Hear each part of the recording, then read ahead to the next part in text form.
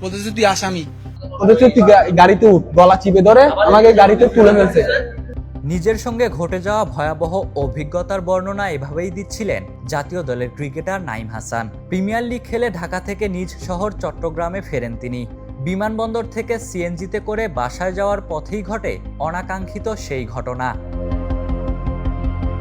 নাঈমের দাবি, পথে তাকে সিএনজি থেকে নামিয়ে জোরপূর্বক একটি গাড়িতে তোলা হয়। নিজেদের পুলিশ পরিচয় দেওয়া কয়েকজন ব্যক্তি তাকে মারধর ও হেনস্থা করেন বলেও অভিযোগ করেন তিনি। এমনকি নিজের পরিচয় দেওয়ার পরও নাকি তিনি রেহাই পাননি।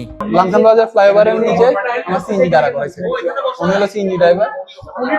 আমি বের হয়ে দাঁড়াইছি, পরে উনি আমাকে কিছু বলে নাই, ওনার গাড়ির কাগজপত্র নিছে।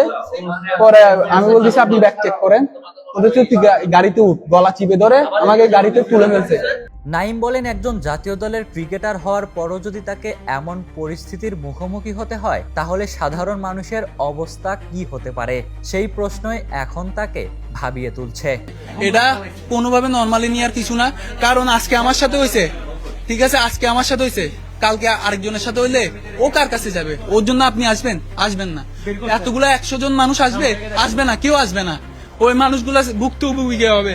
তার ভাষায়, পুলিশের কাছেই যদি মানুষ নিরাপদ না থাকে, তাহলে সাধারণ মানুষের ভরসার জায়গা আসলে কোথায়? ক্রিকেটার নাঈমের সঙ্গে ঘটে যাওয়া এই পরিস্থিতি আবারও প্রশ্ন তুলছে সাধারণ মানুষের নিরাপত্তা নিয়ে। Ishtiaq Mahin, the news.